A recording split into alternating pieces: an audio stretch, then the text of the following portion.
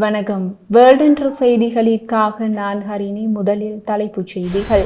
ட்ரம்பின் இறக்குமதி வரி விதிப்பால் உயரும் தங்கத்தின் விலை. ட்ரம்பின் நடவடிக்கைக்கு சீனாவின் கடும் பதிலடி. பாலஸ்தீன விவகாரத்தில் பிரான்ஸை முறைத்து கொண்ட இஸ்ரேல்.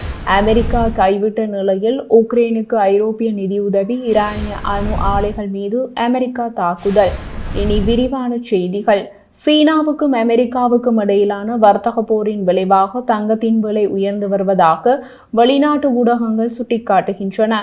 உலக சந்தையில் தங்கத்தின் விலை வரலாறு காணாத உச்சத்தை எட்டியுள்ளதாக சர்வதேச சந்தை வட்டாரங்கள் தெரிவிக்கின்றன.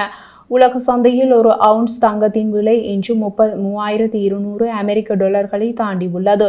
டொனால்ட் ட்ரம்ப் சீனாவிலிருந்து இறக்குமதி செய்யப்படும் பொருட்களுக்கான வரிகளை மொத்தம் 145% உயர்த்தியுள்ளார். அதையடுத்து உலக அளவில் பொருளாதார மந்த நிலை ஏற்படும் என்ற அச்சம் பரவலாக ஏற்பட்டுள்ளது. அதனால் பங்கு சந்தை பங்குகளில் முதலீடு செய்வதை விட தங்கத்தில் முதலீடு செய்ய பல முதலீட்டாளர்கள் விரும்புவதால் தங்கம் விலை அதிகரித்துள்ளது. அமெரிக்கா விதித்த பெரிய வரிகளுக்கு எதிராக சீனா மீண்டும் பதிலளித்துள்ளது. சீன இறக்குமதிகள் மீதான வரிகளை 145% அதிகரிப்பதற்காக வெள்ளை மாளிகை அறிவித்தது. அத்துடன் அமெரிக்க பொருட்களுக்கான வரியை சீனா 84%-இலிருந்து 125% உயர்த்தியது என்று அறிவித்துள்ளது. அத்தோடு சீனா விதித்த குறித்த வரி நாளை முதல் நடைமுறைக்கு வரவுள்ளதாகவும் தெரிவிக்கப்படுகிறது. சீனா மீது அமெரிக்கா அசாதாரணமாக அதிக வரிகளை விதிப்பது சர்வதேச வர்த்தக விதிகள், அடிப்படை பொருளாதார சட்டங்கள் மற்றும் பொது அறிவை கடுமையாக மீறுவதாக சீன நிதியமைச்சு தெரிவித்துள்ளது. அத்துடன் இறுதியாக அறிவிக்கப்பட்ட வரிகளுக்கு கூடுதலான அமெரிக்காவின் அதிகரிப்புகளை புறக்கணிக்க திட்டமிட்டுள்ளதாகவும் சீனா கூறியுள்ளது. அத்தோடு சமீபகால சுற்று வரிகளுக்கு பதிலடி கொடுக்கும் விதமாக உலக வர்த்தக அமைப்பில் அமெரிக்காவுக்கு எதிராக சீனா வழக்கு தொடர திட்டமிட்டுள்ளதாக சர்வதேச வட்டாரங்கள் தெரிவிக்கின்றன. இந்த நிலையில் அமெரிக்க தயாரிப்புகள் மீதான வரிகளை 125% உயர்த்துவதாக சீனா அறிவித்தல் இரண்டு பெரிய உலக பொருளாதாரத்திற்கு இடையேயான வர்த்தக மோதலை தீவிரப்படுத்தியுள்ளது. இஸ்ரேலிய வெளியுறவு அமைச்சர் கிடியோன் சார் பாலஸ்தீன அரசை பிரான்ஸ் அங்கீகரிக்க இருப்பதாக ஜனாதிபதி இமானுவேல் மேக்ரோன் தெரிவித்துள்ள கருத்துக்கு கண்டனம் தெரிவித்துள்ளார். ஜனாதிபதி இமானுவேல் மேக்ரோன் ஜூன் மாதத்தில் பாலஸ்தீன அரசை பிரான்ஸ் அங்கீகரிக்க இருப்பதாக தெரிவித்துள்ள கருத்து இஸ்ரேலில் சலசலப்பை ஏற்படுத்தியுள்ளது. ஜனாதிபதி மேக்ரோன் பாலஸ்தீனத்தை அங்கீகரிப்பதால் மத்திய கிழக்கில் உள்ள சில நாடுகள் இஸ்ரேல் அரசை அங்கீகரிக்க முடியும் என்றும் குறிப்பிட்டுள்ளார். இந்தியா உட்பட சுமார் 150 நாடுகள் பாலஸ்தீனத்தை அங்கீகரித்துள்ளன. அதுடன் அமெரிக்கா, பிரிட்டன், பிரான்ஸ், ஜெர்மனி மற்றும் ஜப்பான் உட்பட முதன்மையான மேற்கத்திய நாடுகள் இதுவரை பாலஸ்தீனத்தை அங்கீகரிக்கவில்லை. அதேவேளையில் Saudi Arabia, Iran, Iraq, Syria, Pakistan மற்றும் ஏமன் உட்பட நாடுகள் இஸ்ரேலையும் ஒரு நாடாக அங்கீகரிக்கவில்லை.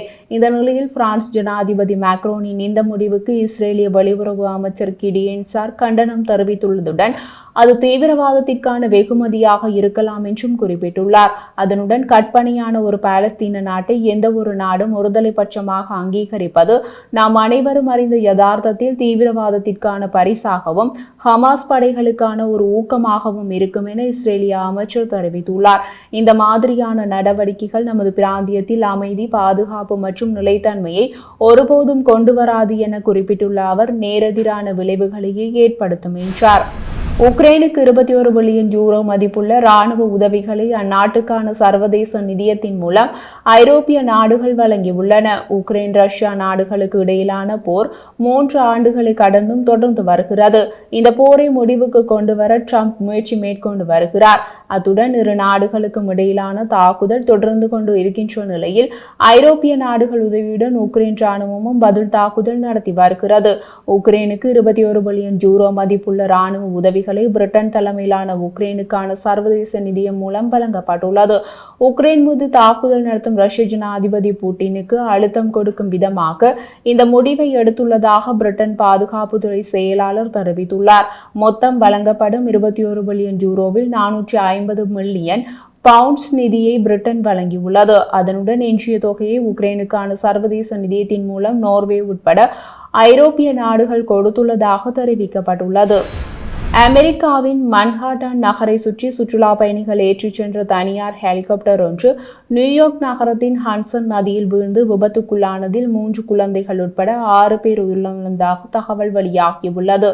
இறந்தவர்கள் ஸ்பெயினிலிருந்து வருகை தந்த ஒரு விமானி மற்றும் ஒரு குடும்பத்தினர் அடங்குவர். அத்துடன் நியூயார்க் தீயணைப்புத்துறை உள்ளூர் நேரப்படி பிற்பகல் 3:17 மணிக்கு நதியில் ஹெலிகாப்டர் மூழ்கியதை தெரிவிக்கப்பட்டதை அடுத்து உடனடியாக மீட்பு நடவடிக்கைகளை தொடங்கினார்கள். நியூ ஜெர்சி மாநில போலீசார் அளித்த தகவலின்படி இந்த ஹெலிகாப்டரில் ஒரு விமானி உட்பட 6 பேர் இருந்ததாக தெரிவிக்கப்பட்டுள்ளது. விமானம் விபத்துக்குள்ளாகும் முன் சுமார் 15 நிமிடங்கள் பறந்ததாக விமான கண்காணிப்பு தரவுகள் காட்டுகின்றன. வெஸ்ட் சைட் நெடுஞ்சாலை மற்றும் ஸ்பிரிங் தெரு அருகே ஹன்சன் நதியில் ஹெலிகாப்டர் விபத்துக்குள்ளானதால் சுற்றியுள்ள பகுதிகளில் அவசர வாகனங்கள் மற்றும் போக்குவரத்து தாமதங்கள் ஏற்படும் என்று நியூயார்க் நகர போலீசார் தெரிவித்துள்ளனர். ஒரு அரிய தலையீட்டில் ஈரானின் சுப்ரீம் தலைவர் ஹயத்துல்லா அலி கமேனி தனது உயரதிகாரிகளால் ஆட்சியின் அணுசக்தி திட்டத்தில் அமெரிக்காவுடன் பேச்சுவார்த்தை நடத்த அனுமதிக்க வேண்டும் அல்லது இஸ்லாமிய குடியரசின் வீழ்ச்சிக்கு ஆபத்தில் இருக்கும் என்று வலியுறுத்தினார் என்று நியூயார்க் டைம்ஸ் வெள்ளிக்கிழமை தெரிவித்துள்ளது. தெஹ்ரானின் அணுசக்தி திட்டம் குறித்து பேச்சுவார்த்தை நடத்த அமெரிக்காவும் ஈரானும் சனிக்கிழமை ஓமனில் சந்திக்க உள்ளன. நியூயார்க் டைம்ஸ் அறிக்கையின்படி 2 மூத்த ஈரானிய அதிகாரிகளை மேற்கோள் காட்டி கடந்த மாதம் நீதித்துறை மற்றும் நாடாளுமன்றத்தின் தலைவர்கள் கலந்து கொண்ட கூட்டத்தை கமேனி நடத்தினார். அந்த அதிகாரிகள் ஒரு அசாதாரண ஒருங்கிணைப்பு முயற்சியில் வாஷிங்டனுடனான பேச்சுவார்த்தைகளை ஏற்குமாறு கமேனிக்கு அழுத்தம் கொடுத்தனர். அமெரிக்காவும் இஸ்ரேலும் அதன் அணுவாயுத தளங்களுக்கு எதிராக இராணுவ நடவடிக்கைகளை எடுக்கும் அச்சுறுத்தல் தீவிரமானது என்று அவர்கள் கமேனியிடம் தெரிவித்தனர். ஈரான் பேச்சுவார்த்தைகளை மறுத்தால் அல்லது பேச்சுவார்த்தை தோல்வியடைந்தால் ஈரானின் 2 முக்கிய அணுசக்தி தளங்களான நட்டான்ஸ் மற்றும் ஃபர்டோ மீது இராணுவ தாக்குதல்கள் தவிர்க்க முடியாததாக இருக்கும் என்று அதிகாரிகள் கமேனியிடம் தெரிவித்தனர் என்று நியூயார்க் டைம்ஸ் கூறுகிறது. ஈரான் மீது தாக்குதல் நடத்தினால் அது வெற்றிகரமாக அமையுமா என்பது குறித்து அமெரிக்க ஆய்வாளர்கள் ஆராய்ந்துள்ளனர். அவர்களது கூற்றுப்படி என்ன நடக்கின்றது என்று உணர்ந்து கொள்வதற்கு முன்னர் ஈரானின் தலைகீழ் தளங்கள் தடுக்கப்பட வேண்டும். ஈரான் சுதாரித்து எழுவதற்கு முன்னதாக அந்த தளங்கள் அனைத்தையும் தாக்கி அழித்துவிட வேண்டும். அமெரிக்காவினால் அது முடியுமா என்பதுதான் மிக பிரதானமான கேள்வி. பாலிஸ்டிக் ஹைப்பர்சோனிக் குரூஸ் ஏவுகணைகளை கொண்ட இமாம் அலி மற்றும் பக்ரதான் போன்ற தளங்கள், அணுசரிவூட்டும் தளங்கள், அணுவாயுதங்கள் போன்ற பல ரகசிய ஆயுதங்களை சேமித்து வைக்கக்கூடிய தளங்கள், இராணுவ கட்டளை மையங்கள் என்று நிலத்திற்கு கீழே ஒரு பலமான ராஜ்யத்தையே அமைத்து பேணி வருகின்றன ஈரான். அதுவும் நிலத்திற்கு கீழே பல மீட்டர் ஆழத்தில் இதுபோன்ற 100க்கு அதிகமான தளங்களை அமைத்து அந்த தளங்கள் பேணப்பட்டு வருகின்றன. இவை அனைத்தையும் தாக்கி அளிக்கும் வல்லமை அமெரிக்காவுக்கு இருக்கின்றதா? ஈரானின் நிலக்கீழ் தளங்களை ஊடுருவி தாக்கி அழிக்க அமெரிக்க படையினரால் முடியுமா? முடியும் என்று கூறுகின்றார்களா அமெரிக்க பேரியல் வல்லுநர்கள்?